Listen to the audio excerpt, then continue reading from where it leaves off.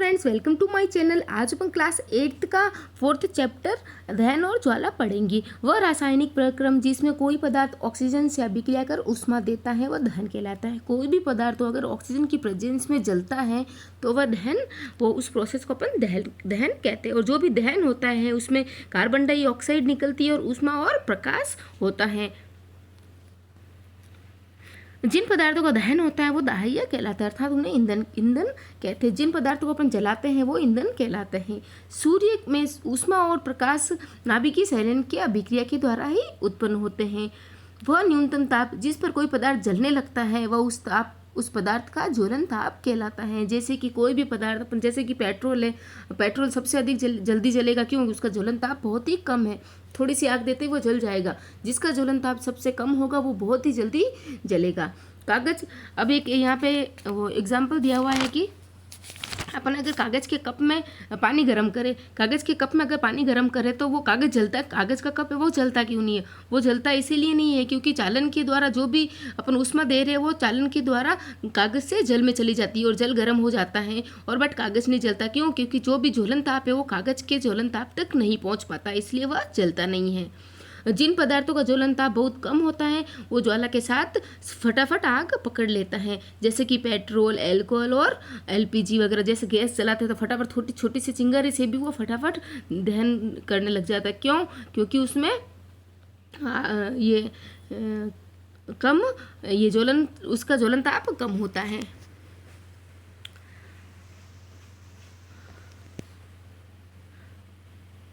अब है कि वो ये हो गया जलने के 3 उपयोगी बात। जलने के लिए क्या क्या चीज़ें आवश्यक होती हैं? जलने के लिए सबसे ज़्यादा ऑक्सीजन चाहिए होती है अपने को, और ज्वलनशील पदार्थ होना चाहिए। कुछ पदार्थ होना चाहिए, किसको जलाए अपन? कोई पदार्थ होना चाहिए, और ज्वलन ताप तक, उस पदार्थ का ज्वलन ताप तक पहुँचने जितना अपन को उसको ऊष्मा देनी चाहिए।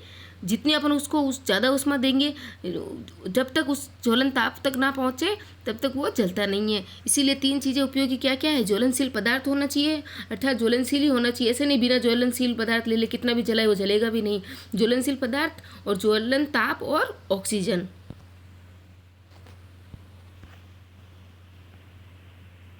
विद्युत उपकरण और पेट्रोल जैसे ज्वलनशील पदार्थों में लगी आग को बुझाने के लिए कार्बन डाइऑक्साइड जैसे अग्निशामक का प्रयोग करते हैं।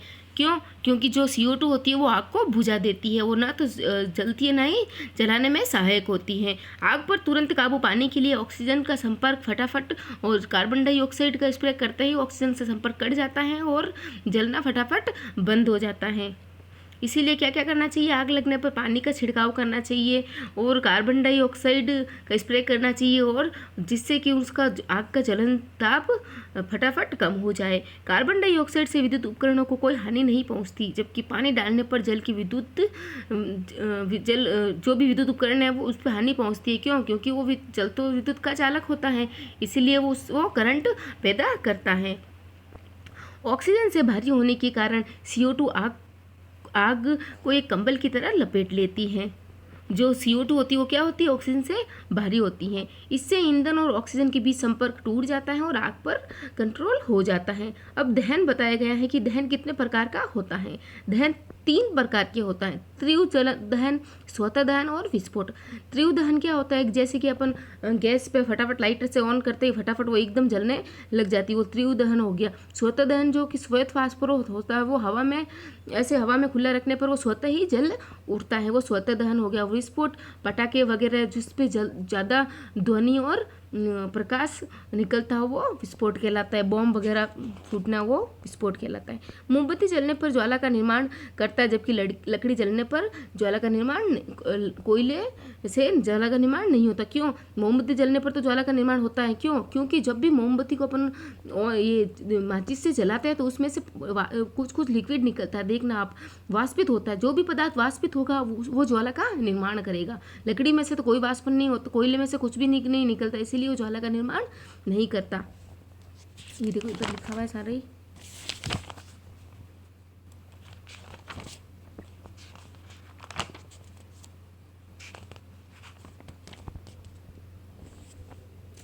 इसके विपरीत लकड़ी का कोयला वाष्पित नहीं होता और कोई भी ज्वाला नहीं देता। जो भी लकड़ी का कोयला बना हुआ होता है वो वाष्पित नहीं होता था, उसमें से कोई भी ऐसा लिक्विड नहीं निकलता जिससे ज्वाला बन सके। दहन के समय जो पदार्थ वाष्पित होते हैं वो ही ज्वाला का निर्माण करते हैं, जैसे कि मिट्टी का तेल, पिघली हुई मोमबत्ती, ये इसमें से कुछ कुछ लिक्विड निकलता रहता है, वो वाष्पित होते रहते हैं और उस वाष्पित होने से ही वो उसमें से ज्वाला बन जाती है।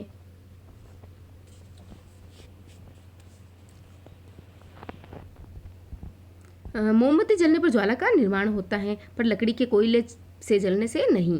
ज्वाला के कितने प्रकार होते हैं, कितने क्षेत्र होते हैं? इसके 3 क्षेत्र होते हैं, अदीप्त, दीप्त और ज्योतिहीन। ज्वाला क्या होता पता चल गया आपको कि ज्वाला वो होता है कि जिसको जलाने पर, ऐसे पदार्थ जिसको जलाने पर उसका वाष्पन हो तो वो ज्वाला पैदा करता है। जो भी ये देखो इधर दिया गया है,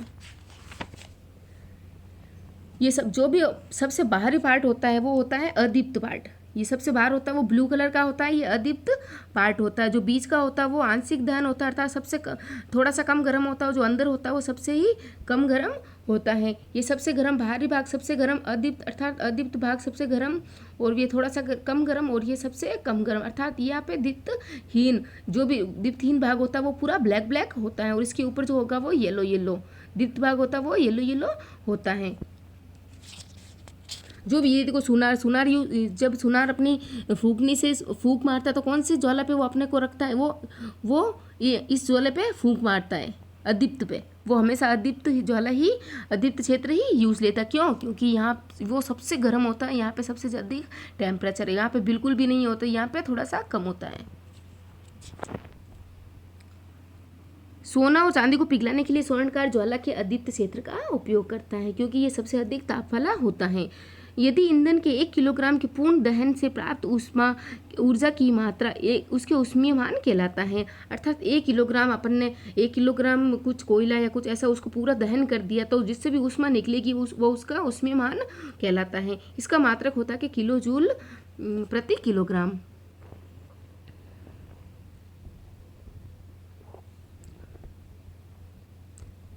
विश्व उष्णन ग्लोबल वार्मिंग का मुख्य कारण CO2 होता है। ईंधनों के अपूर्ण दहन से CO गैस निकलती है। CO मतलब कार्बन मोनोऑक्साइड। अगर अपन कोई ऐसा कोयला है या कोई ऐसी लकड़ी है जिसको थोड़ी गीली है तो अपन जलाते हैं तो उसमें से वो पूर्णतः नहीं जलती है, था अपूर्ण जलती है। अपूर्ण जलती कोई भी पदार्थ अगर अपूर्ण जलता है तो उसमें से कार्बन मोनोऑक्साइड गैस निकलती है और वो विषैली गैस होती है। अर्थात कोई भी, ये पॉइंट नोट कर लो कि जो भी अपूर्ण दहन होगा किसी भी पदार्थ का तो वह उसमें से CO2 गैस ना निकल के CO गैस निकलती है। और ईंधनों के दहन से होने से हानिकारक प्रभाव है कि श्वास या दमा रोग उत्पन्न करते हैं। इनके अपूर्ण दहन से कार्बन मोनोऑक्साइड निकलती है, ये विषैली गैस होती है जिससे कमरे में सोए हुए व्यक्ति की मृत्यु तक हो सकती है। इससे निकलने वाले कार्बन डाइऑक्साइड से विश्व उष्णन बढ़ता है, अर्थात ग्लोबल वार्मिंग का कारण CO2 होता है। अगर पूर्ण दहन हो जाए तब तो CO2 निकलती है और जब अपूर्ण दहन हो तो CO निकलती है। इसके कारण ही अम्लीय वर्षा होती है।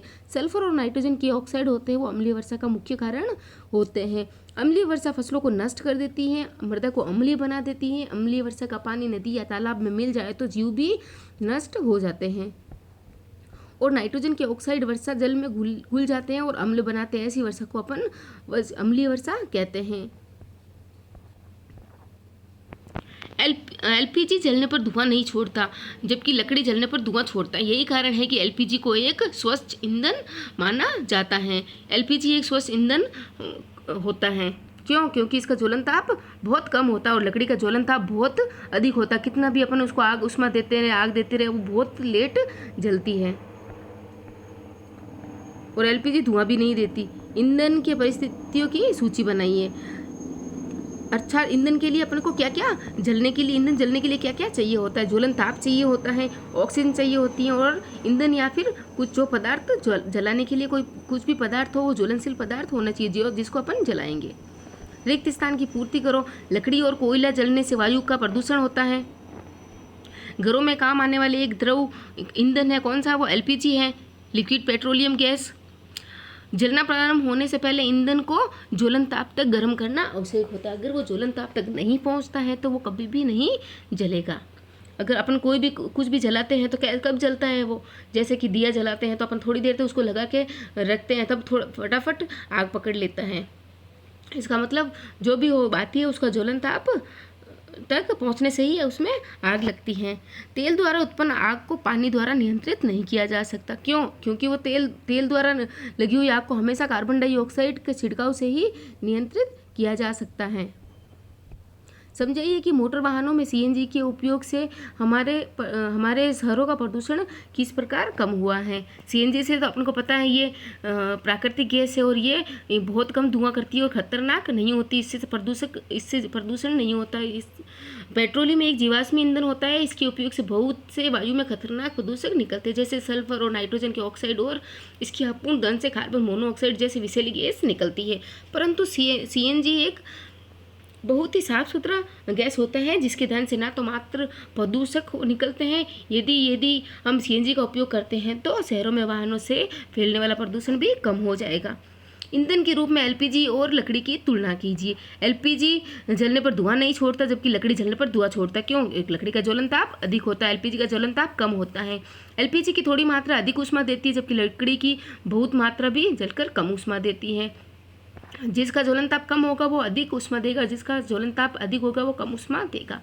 लकड़ी से बहुत अधिक मात्रा में कार्बन डाइऑक्साइड और कार्बन मोनोऑक्साइड निकलता है, जबकि एलपीजी से में भी कार्बन मोनोऑक्साइड और कार्बन डाइऑक्साइड निकलती है, बट बहुत ही कम निकलती है। एलपीजी का ज्वलन ताप बहुत कम होता है, लकड़ी का ज्वलन ताप अधिक होता है। कारण बताइए कि विद्युत उपकरण से संबंध आग पर नियंत्रण पाने हेतु जल का उपयोग क्यों नहीं किया जाता। जल एक विद्युत का सुचालक होता है। यदि जल से विद्युत उपकरण से संबंध आग पर नियंत्रित करते हैं तो विद्युत जल के कारण फैल सकता है और शॉर्ट सर्किट हो सकता है, जिसके कारण विद्युत आघात या फिर शॉक्स लग सकते हैं। यही कारण है कि विद्युत उपकरण से संबंध आग पर नियंत्रण पाने के लिए जल का उपयोग नहीं किया जाता। क्यों? क्योंकि जल तो सुचालक होता है, उसको आग को और बढ़ा देगा। एलपीजी लकड़ी से अच्छा घरेलू ईंधन है। ये हो गया अपना। कागज स्वयं सरलता से आग पकड़ लेता है, जबकि एल्यूमिनियम पाइप के चारों ओर लपेटा गया कागज का टुकड़ा आग नहीं पकड़ता। जो कागज होता है उसको जलन ताप बहुत ही कम होता है, इसीलिए तुरंत आग पकड़ लेता है। इससे जलाने के लिए और अधिक ताप की आवश्यकता नहीं होती, जबकि एल्यूमिनियम पाइप के चारों ओर लपेटा हुआ कागज का टुकड़ा आग नहीं पकड़ता, क्योंकि कागज को मिली ऊष्मा वो फटाफट एल्यूमिनियम को जो एल्यूमिनियम है अंदर वो अवशोषित कर लेता है, जिसके उसका ज्वलन ताप बढ़ जाता है और वो जितना ज्वलन ताप बढ़ जाता है उतना ही कठिनाई से जलता है। मोमबत्ती की ज्वाला का चित्र मैंने आपको बता दिया। देखो ये है, सबसे ऊपर है वो पूर्ण दहन अर्थात अदीप्त है, वो जहाँ पे पूर्ण सबसे गर्म भाग होता है, बीच में थोड़ा कम गर्म होता है, और जो सबसे नीचे होता है वो काला भाग होता है, वो सबसे ही कम गर्म होता है। पूर्ण दहन, आंशिक दहन और अदीप्तहीन अर्थात इसमें बिल्कुल भी नहीं जलता। बिना जली मोमबत्ती जो भी सबसे नीचे वो काली काली रहती है ना, वो अदीप्त भाग नहीं, वो दीप्तहीन भाग, काला वाला भाग आंतरिक भाग कहलाता है। ईंधन के ऊष्मीमान को किस मात्रांक द्वारा प्रदर्शित किया जाता है। अपने को पता है ईंधन के ऊष्मीमान 1 किलो अपन ईंधन अगर जलाते हैं तो जितनी उसमें ऊष्मा निकलती है वो किलो जूल और किलोग्राम में प्रदर्शित करते हैं। समझाइए कि CO2 किस प्रकार आग को नियंत्रित करते हैं। ऑक्सीजन से भारी होती है। एक तो CO2 ऑक्सीजन से भारी होती है और क्या करती है, जलने और जलाने में सहायक नहीं होती। इससे ईंधन और ऑक्सीजन के बीच संपर्क टूट जाता है और आग पर नियंत्रित हो जाता है। हरी पत्तियों के ढेर को जलाना कठिन होता है, परंतु सूखी पत्तियों में आग लगना आसानी। क्यों? जो भी हरी और कच्ची पत्तियां होती है उसका ज्वलन ताप बहुत अधिक होता है, जबकि सूखी पत्तियों का ज्वलन ताप बहुत कम होता है और फटाफट आग पकड़ लेती है। सोना और चांदी को पिघलाने के लिए स्वर्णकार ज्वाला किस क्षेत्र का उपयोग करता है, अपने को पता है। ये देखो, ये सबसे ऊपर होगा जो ब्लू ज्वाला होती है वो अदीप्त होती है, जो जहाँ पे पूर्ण दहन होता है कोई भी चीज़ का वो होती है सुनार, उसको यूज लेते। सोना और चांदी को पिघलाने के लिए स्वर्णकार ज्वाला के अदीप्त क्षेत्र का उपयोग करते हैं, जहाँ पे सबसे अधिक ताप वाला क्षेत्र होता है। एक प्रयोग में 4.5 kg ईंधन का पूर्णतः दहन किया गया। उत्पन्न ऊष्मा का मान 180,000 किलो जूल था। ईंधन का ऊष्मीमान परिकलित कीजिए। देखो ईंधन का द्रव्यमान कितना है 4.5 kg और उत्पन्न ऊष्मा कितनी है, इतना 180,000 किलो जूल। तो प्रति किलो ऊष्मा का मान क्या हो गया, प्रति एक का निकालना अपने को, तो इसमें इसका भाग दे देंगे अपन, तो आ जाएगा 40,000 किलो जूल ऊष्मा।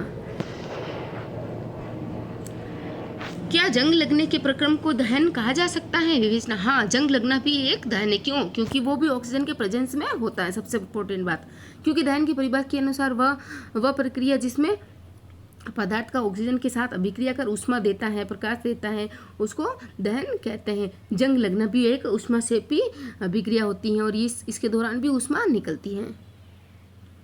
ऊष्माक्षेपी जिससे ऊष्मा निकलती है और ऊष्मा शोषी जो ऊष्मा को ग्रहण करता है।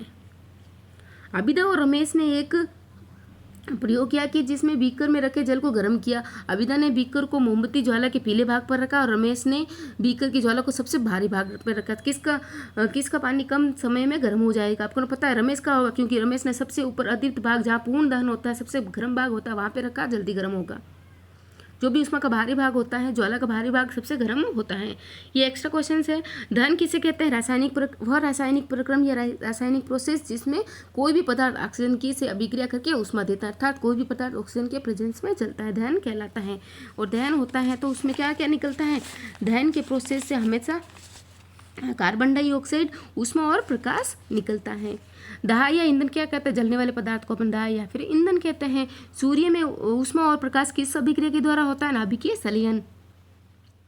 ज्वलन ताप किसे कहते हैं? वह न्यूनतम ताप जिस पर कोई पदार्थ जलना स्टार्ट हो जाता है ज्वलन ताप कहलाता है। लकड़ी का ज्वलन ताप ज़्यादा होता है और पेट्रोल का, एलपीजी का ज्वलन ताप बहुत ही कम होता है।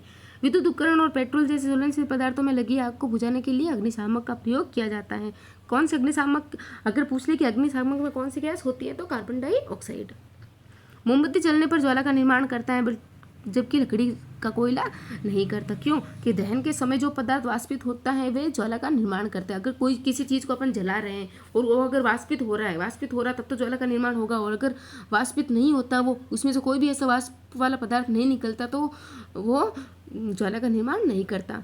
दहन के समय मोमबत्ती होती है, अगर जलाते हैं देखो आप, वो पिघल जाती है अंदर से, उसमें से वाष्प थोड़ा सा वो वाष्पित हो जाती है, उसमें से ज्वाला का निर्माण होता है। जबकि जो लकड़ी का कोयला होता है वो वाष्पित नहीं होता, इसलिए उसमें ज्वाला का निर्माण नहीं होता। सोना और चांदी को पिघलाने के लिए स्वर्णकार ज्वाला के अदीप्त भाग का यूज़ करता है जिसमें सबसे अधिक ताप होता है। विश्व उष्णन ग्लोबल वार्मिंग का मुख्य कारण है CO2।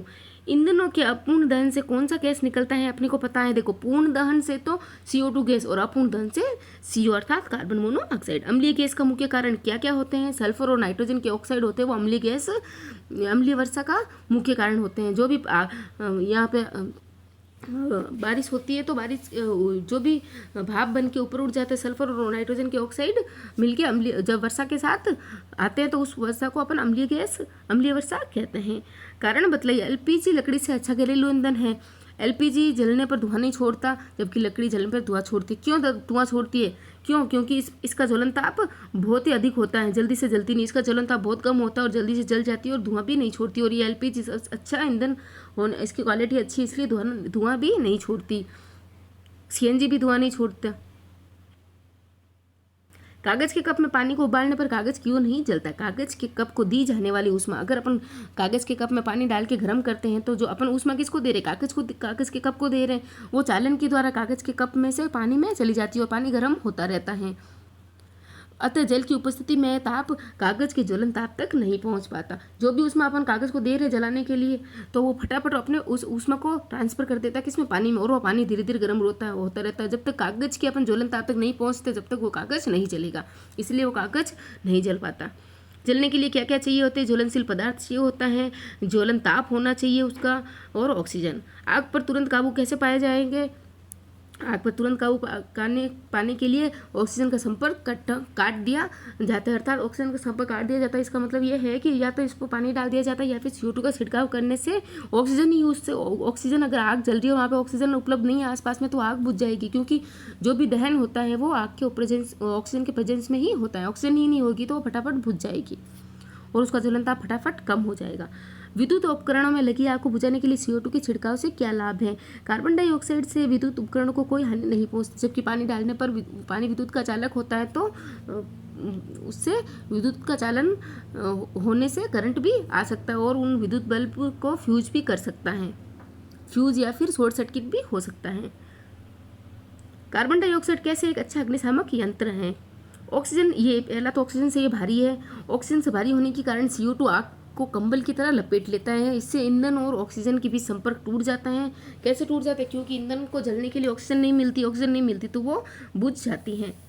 इससे आग पर नियंत्रण कर लेते हैं। दहन कितने प्रकार का होता है? तीव्र दहन होता है जो सबसे अधिक फटाफट जलता है, जैसे पेट्रोल, थोड़ी सी आग लगते ही, जैसे फिर एलपीजी अपन गैस चालू करते हैं, फटाफट थोड़ा सा जलाते ही फटाफट आग लग जाती है। स्वतः दहन होता है जो श्वेत फास्फोरस में होता है, वो जो श्वेत फास्फोरस होता है उसको अपन ऐसे ही खुला वायु में रखते हैं तो वो स्वतः ही जलने लग जाता है। विस्फोट अपन को पता ही है, ज़्यादा साउंड और ज़्यादा प्रकाश के साथ कुछ कोई चीज़ जलती है तो उसको विस्फोट कहते हैं। ज्वाला के 3 भाग, अदीप्त, दीप्त और ज्योति। ज्योतिहीन में बिल्कुल काला भाग होता है, इसमें बिल्कुल भी गर्म नहीं होता। अदीप्त भाग सबसे गर्म होता है और यहाँ पे सोनार भी इस अदीप्त क्षेत्र का यूज करता है, और दीप्त भाग मीडियम गर्म होता है। और ये अदीप्त भाग जो होता है वो नीला होता है, और जो दीप्त भाग होता है वो पीला होता है, और ज्योतिहीन भाग काला होता है। उसमें मान क्या होता है, इसका क्या मात्रक होता है? यदि 1 किलोग्राम के ईंधन को पूर्ण दहन अर्थात 1 किलोग्राम ईंधन को अपन जलाए तो उसमें जितनी ऊर्जा निकलती है वही उसमें मान कहलाता है। इसको अपन किलो जूल किलोग्राम में लिखते हैं। किलो जूल प्रति किलोग्राम। ईंधनों के दहन से होने वाले हानिकारक प्रभाव का वर्णन कीजिए। ये तो हो गया अपना। अम्लीय वर्षा के क्या हानिकारक प्रभाव हो सकते हैं? ये फसलों को नष्ट कर देती है, मृदा को अम्लीय बना देती है, और पानी और तालाबों में बहकर पानी को प्रदूषित कर सकती है। अम्लीय वर्षा क्या होता है? सल्फर और नाइट्रोजन के ऑक्साइड वर्षा जल में घुल जाते हैं और अम्ल बनाते हैं, और फिर वर्षा होती है तो उसको अम्लीय वर्षा कहते हैं।